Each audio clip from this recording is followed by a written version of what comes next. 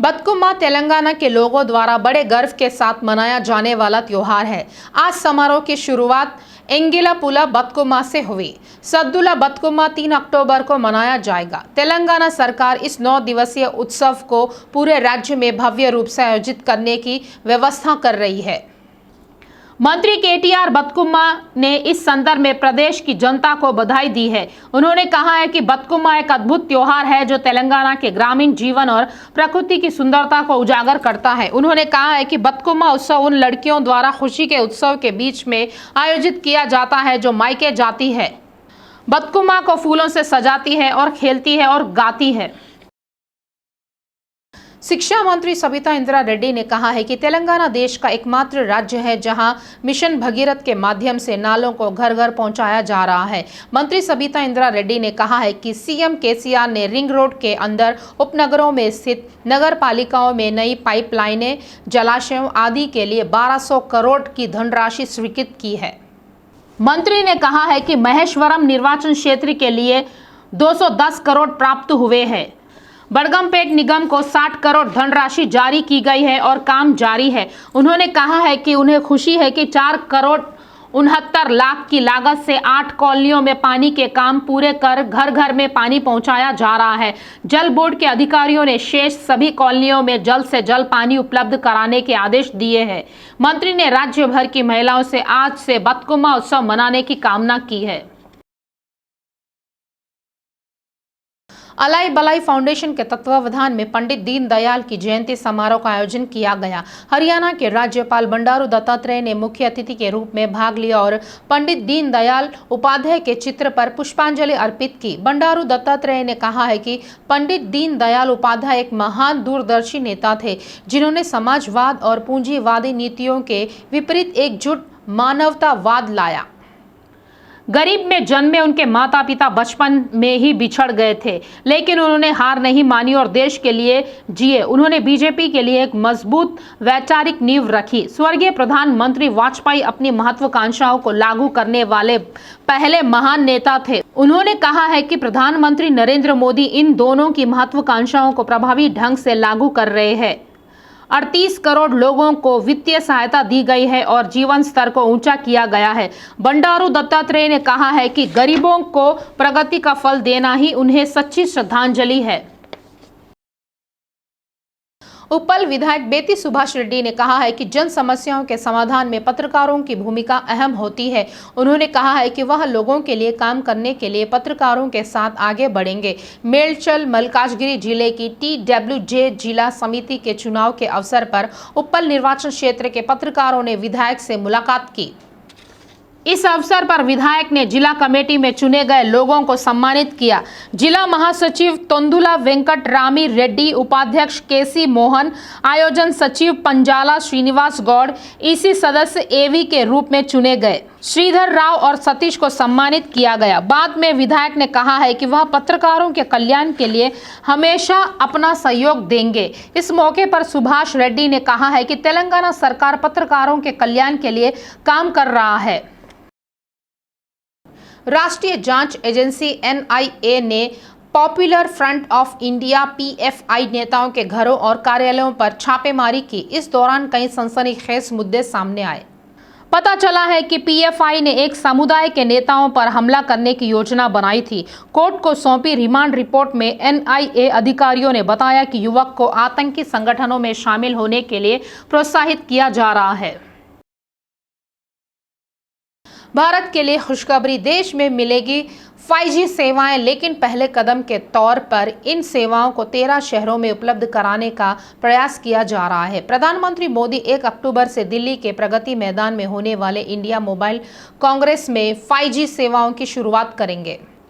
भारत में 5G सेवाएं देने का समय तय हो गया है। पहले चरण में अहमदाबाद, चंडीगढ़, चेन्नई, मुंबई, कोलकाता, दिल्ली, पुणे, गांधीनगर, गुरुग्राम, जामनगर और लखनऊ समेत कुल 13 शहरों में हाई स्पीड 5G अंतर्राष्ट्रीय सेवाएं उपलब्ध होंगी।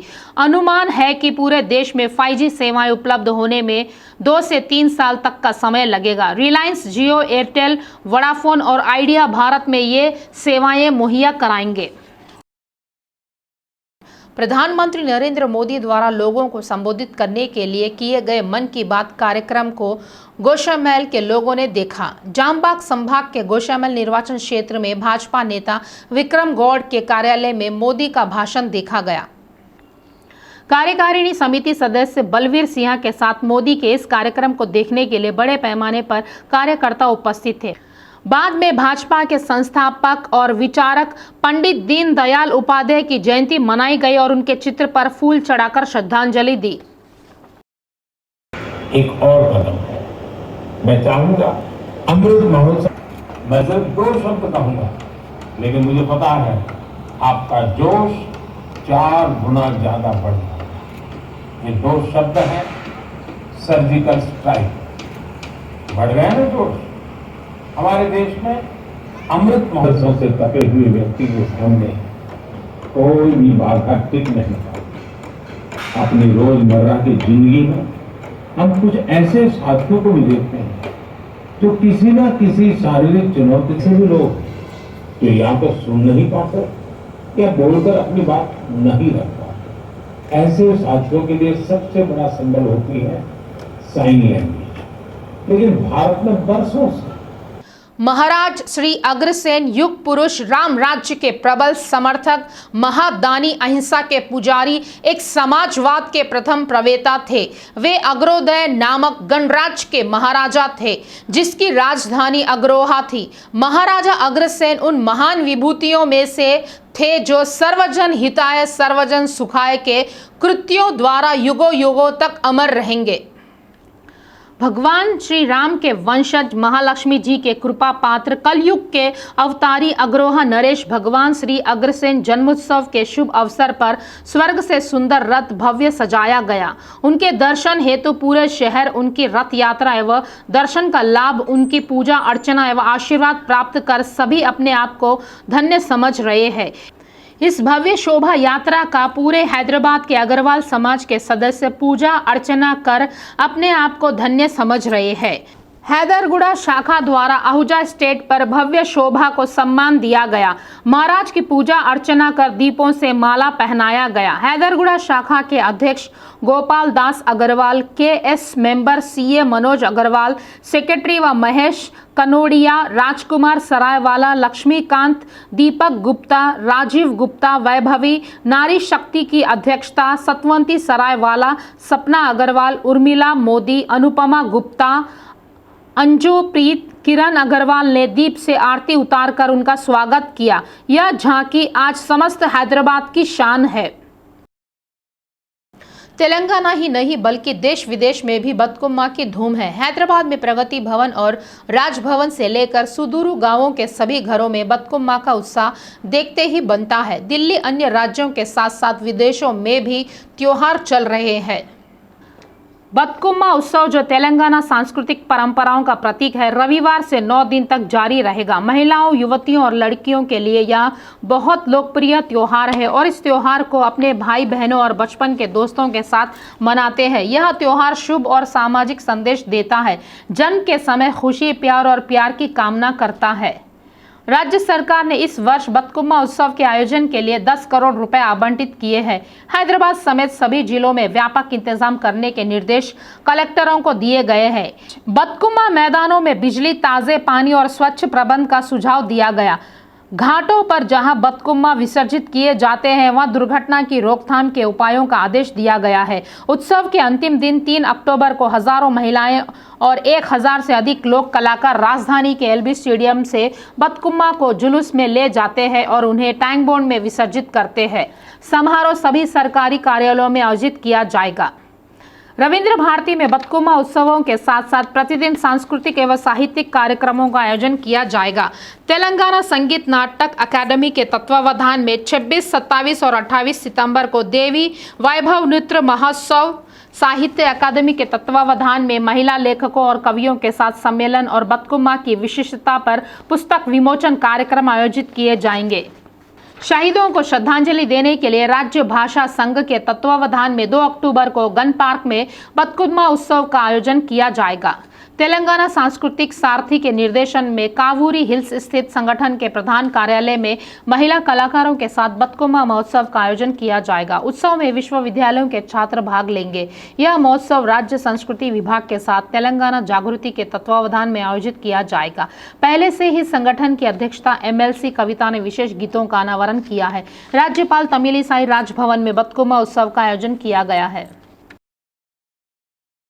उस्मानिया विश्वविद्यालय के आदिवासी छात्र संघों ने JNTU के OSD प्रोफेसर धर्म नायक के प्रतिनिधि युक्त रद्द करने को पक्षपातपूर्ण कार्रवाई बताया है। आदिवासी संघ छात्रों के नेता उस्मानिया यूनिवर्सिटी आर्ट्स कॉलेज हैदराबाद में मिले। आदिवासी छात्र संघ के नेताओं ने कहा है कि एक बुद्धिजीवी को आदिवासी लंबाड़ी सामाजिक समूह से संबंधित है। 3 डॉक्टरेट के साथ एक अकादमिक अंबेडकर मुक्त विश्वविद्यालय के प्रोफेसर JNTU OSD धर्म नायक प्रतिनियुक्ति को वापस लेना कहाँ का न्याय है। उन्होंने कहा है कि हम आदिवासी छात्र संघ इसकी कड़ी निंदा करते हैं। भाकपा राष्ट्रीय कार्यकारिणी समिति के सदस्य चारा वेंकट रेड्डी ने कहा है कि सिंगरैनी में ठेका कर्मचारी 2 सप्ताह से अधिक समय से हड़ताल पर है और उनकी समस्याओं का कानूनी समाधान करने की मांग कर रहे हैं। वेंकट रेड्डी ने कहा है कि करीब 30,000 ठेका कर्मचारी हड़ताल पर रहने से कोयला उत्पादन पर गंभीर असर पड़ेगा। Civil civic exploration department, blasting, coal transportation, hospital, conveyance, drivers, security आदि सहित 40 विभागों में हड़ताल जारी है। नतीजतन कंपनी को गंभीर वित्तीय नुकसान होगा। उन्होंने मांग की है कि संविदा कर्मियों को समान काम के लिए समान वेतन के अनुसार नियमित कर्मचारी के समान वेतन दिया जाए।